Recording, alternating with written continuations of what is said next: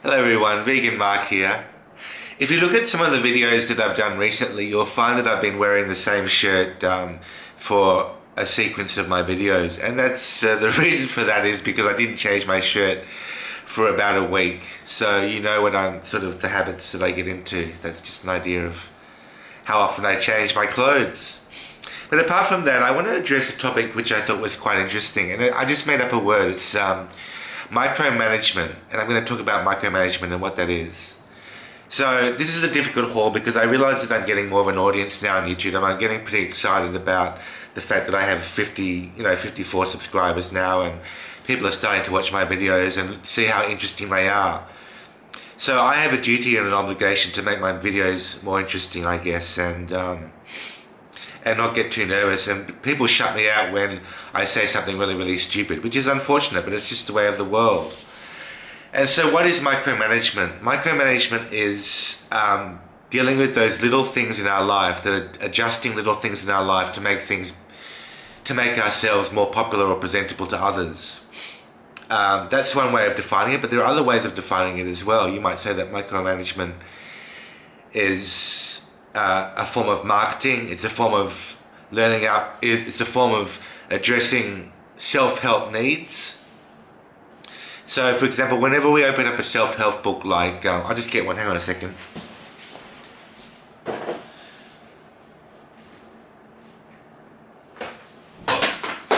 I have this book here called a very famous book, How to Win Friends and Influence People. It's a very famous book by Dale Carnegie, one of the bestsellers of the 20th century, I believe. And it's it gives you a guide into how to be nice to people and how to, obviously become successful in the professional world.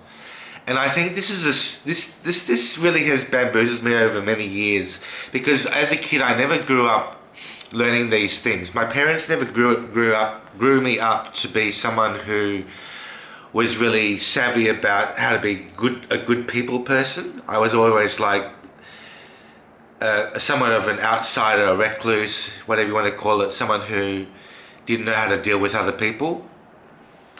And it's come across in my personality. It comes across in the way that I talk to other people.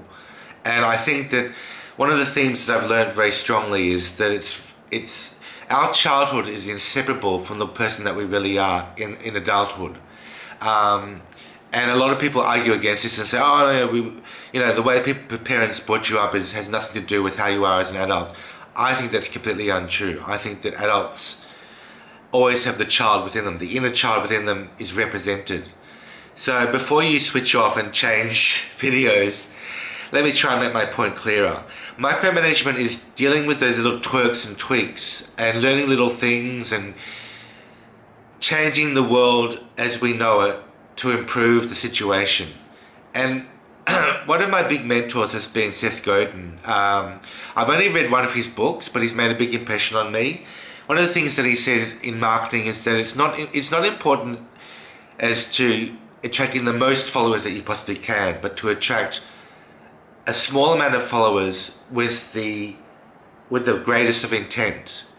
So, for example, you might set up a restaurant, and you might have a restaurant where there are like 100 people that regularly dine at your restaurant.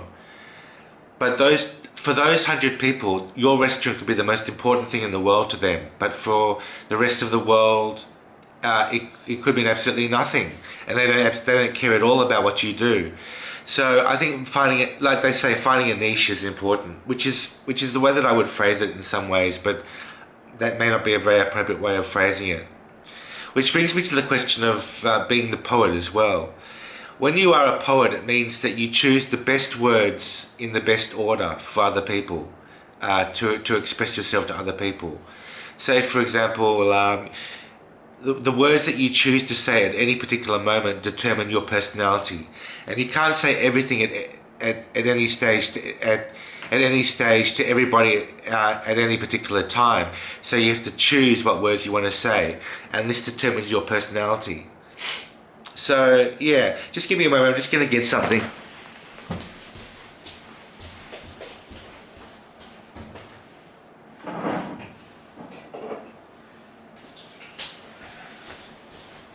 I wanted to show you this apple cider that I bought. There's something very strange about this can. It's Somersby apple cider. One of my temporary friends bought it for me on a kind of on a whim. She wanted to buy. She bought 10 cans like this, or was it 20? 10 cans of Somersby apple cider in a 10-pack. So this was at the alcohol store just down the road, and the interesting thing about this can is it's actually half full. So as you can see, the top is unopened, but the inside has only got half the liquid inside.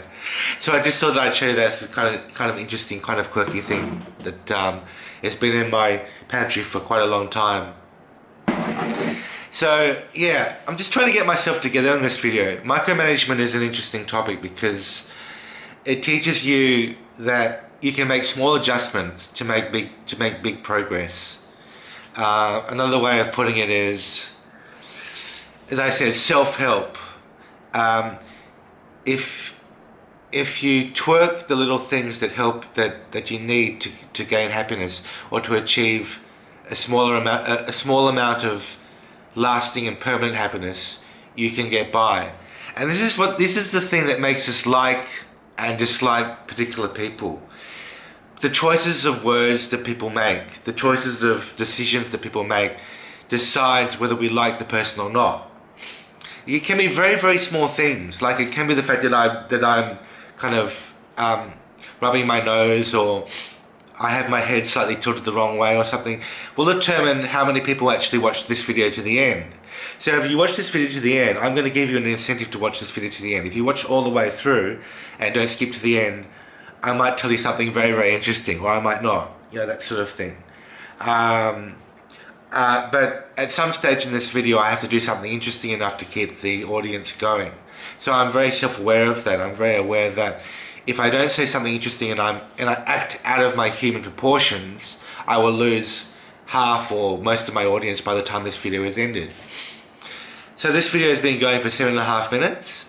It'd be interesting to see what it turns out. I'm just going to watch myself when I finish this video. But to pick up on this book, it says, this book will help you solve one of the biggest problems you face: how to get along with and influence people in your daily business and social life. So one of the best memories I have of my days as a big issue vendor actually occurred when I was out of my heyday as a big issue vendor. In Brisbane, when I sold in Brisbane for the last few years, I wasn't actually achieving very good sales. But one of the things that really, really pumped me was when a girl called Elise, she was a woman probably in her 20s or 30s, I don't know. She looked quite young, and very attractive too to me at the time, because no one was stopping by. But I was sitting on the bench and she actually sat next to me for a while and talked to me for like 5-10 minutes. And I mentioned this book to her, and the most interesting conversation came out. She was so nice to talk to, she was so pleasant, and I was really, really enthused by her. Like I literally wanted to be her boyfriend, and it was the most amazing experience for me. And I got her to write in my travel book, which I'll show you one day. Actually, I'll show you now. I'll just get it for you because I'm getting all these things. So